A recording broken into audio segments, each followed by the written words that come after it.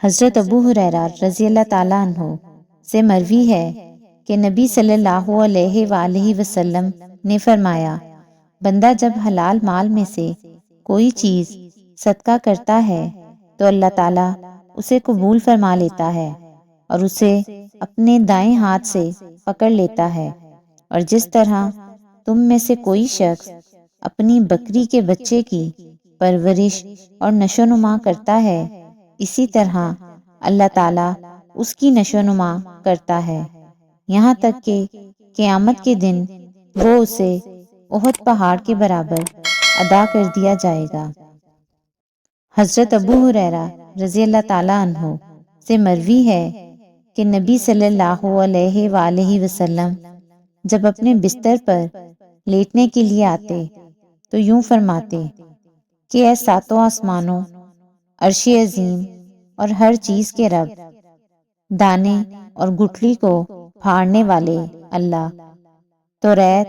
انجیل اور قرآن نازل کرنے والے، آپ کے علاوہ کوئی معبود نہیں، میں ہر شریر کے شر سے جس کی پیشانی آپ کے قبضے میں ہے آپ کی پناہ میں آتا ہوں۔ آپ اول ہیں، آپ سے پہلے کچھ نہیں، آپ آخر ہیں، آپ کے بعد کچھ نہیں، آپ ظاہر ہیں، آپ سے اوپر کچھ نہیں، آپ باطن ہیں، آپ سے پیچھے کچھ نہیں، میرے قرضوں کو ادا فرمائیے اور مجھے فکر و فاقہ سے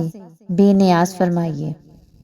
حضرت ابو ہریرہ رضی اللہ تعالیٰ عنہ سے مروی ہے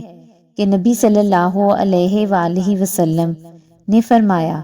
جو شخص دنیا میں کسی مسلمان کے عیوب پر پردہ ڈالتا ہے، اللہ تعالیٰ قیامت کے دن اس کے عیوب پر پردہ ڈالے گا۔ حضرت ابو ہریرہ رضی اللہ تعالیٰ عنہ سے مروی ہے کہ نبی صلی اللہ علیہ وآلہ وسلم نے فرمایا، ایک آدمی نے مسلمانوں کے راستے سے ایک کانٹے دار ٹہنی کو ہٹایا، اس کی برکت سے وہ جنت میں داخل ہو گیا۔